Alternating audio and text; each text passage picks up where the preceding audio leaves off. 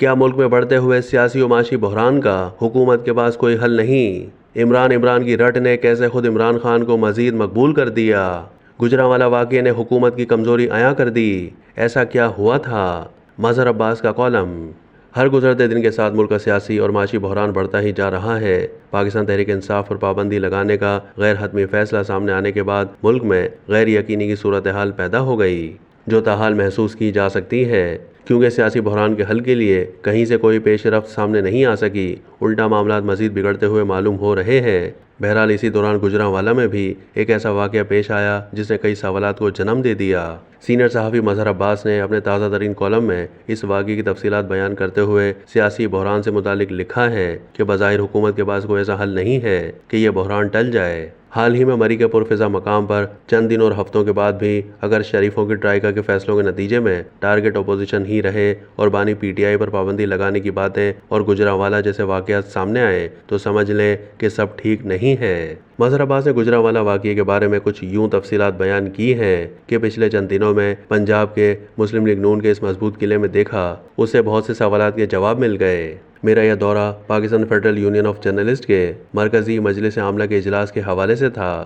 روایتی طور پر P if you جے حکومت اور اپوزیشن دونوں کو دعوت دیتی ہے اور صحافیوں کو درپیش مسائل سے آگاہ کرتی ہے، مگر ہمارے نئے مہمان وہاں کے مقامی گوجرانوالہ یونین آف جرنلسٹ کے دوستوں کو کیا پتا تھا کہ انہیں کس بحران کا سامنا کرنا پڑے گا۔ اپوزیشن لیڈر کو دعوت دینے کی صورت میں، اور اگر میں مسلم لیگ کی مرکزی قیادت کی یہ بات مان لوں کہ حکومت یا پارٹی کی قیادت کو کوئی ہدایت یا حکم نہیں تھا، تو آخر کس کے کہنے پر اس قدر طاقت استعمال ہوئی کہ ہوٹل کا مینیجر بھی گرفتار ہوا؟ کچھ وقت کے لیے ہوٹل بھی سیل کر دیا گیا، اور اگر اس وقت پی ایف یو جے کی قیادت یہ فیصلہ نہ کرتی کہ ہم بطور احتجاج اپنا اجلاس جی ٹی روڈ پر کریں گے تو شاید ہوٹل ہی بند کر دیا جاتا۔ ظاہر دعوت کسی کالعدم تنظیم کے رہنما کو دی نہیں گئی تھی، اس جماعت کے رہنما کو دی گئی تھی جو ہر روز پارلیمنٹ کے باہر، سپریم کورٹ کے باہر اور اڈیالہ جیل کے باہر بات کرتے رہتے ہیں۔ مگر یہاں معاملہ کچھ مختلف ہوا۔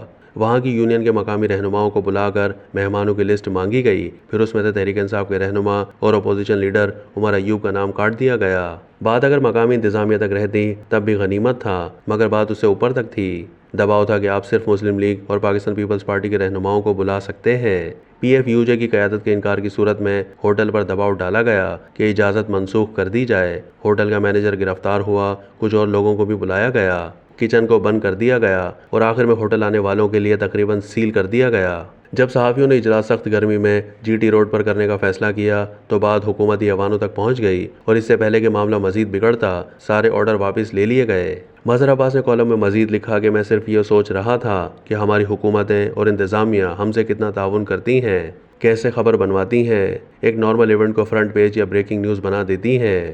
بعد میں وزیر اطلاعات پنجاب محترمہ عظمیٰ بخاری اور مرکزی وزیر اطلاعات عطا تارڑ دونوں نے اس بات کی سختی سے تردید کی کہ حکومت کی طرف سے ایسے کوئی احکامات جاری ہوئے۔ اس جواب نے نئے سوالات کو جنم دے دیا کہ اگر ایسا تھا تو کوئی مقامی افسر معطل کیوں نہیں ہوا؟ وزیر اعلیٰ نے نوٹس لیا تو کیا جواب آیا؟ اور اگر شاہ سے زیادہ شاہ کے وفادار کی بات تھی تو کوئی تو ایکشن ہوتا۔ بظاہر ایک معمولی سا واقعہ تھا، مگر یہ بہت کچھ بتا گیا کہ طاقت کا توازن کس کے پاس ہے۔ اس وقت حکومت یا مسلم لیگ نون سب سے کمزور وکٹ پر ہے، اور یہی وجہ ہے کہ ان سے غلط شاٹ لگ رہے ہیں۔ عمران خان کی رٹ نے خود عمران خان کو مزید مقبول کر دیا ہے۔ اگر وہ اس کے بجائے عوام کے ریلیف کے لیے اقدامات کرتے تو اس کا توڑ بھی مل جاتا اور خود پارٹی بھی اس بحران سے نکل آتی۔ مظہر عباس مزید لکھتے ہیں کہ حالیہ سالوں میں ملک کی اعلیٰ عدلیہ جو تاریخی طور پر نظریہ ضرورت پر چلی ہے کہ کچھ فیصلوں نے طاقت کا توازن بگاڑ دیا ہے۔ ماضی کے ٹرائیکا میں وزیر اعظم کے مقابلے میں صدر اور مقتدرہ ایک طرف ہوتے تھے اور اعلیٰ عدلیہ ان کے ساتھ، اسی لیے 1988 سے 1999 تک 4 وزرائے اعظم گئے، بعد میں بھی کوئی خاص تبدیلی نہیں آئی۔ حکومتوں نے میعاد پوری کی، مگر 3 وزیر اعظم پھر بھی گھر چلے گئے، یوسف رضا گیلانی، نواز شریف اور عمران خان۔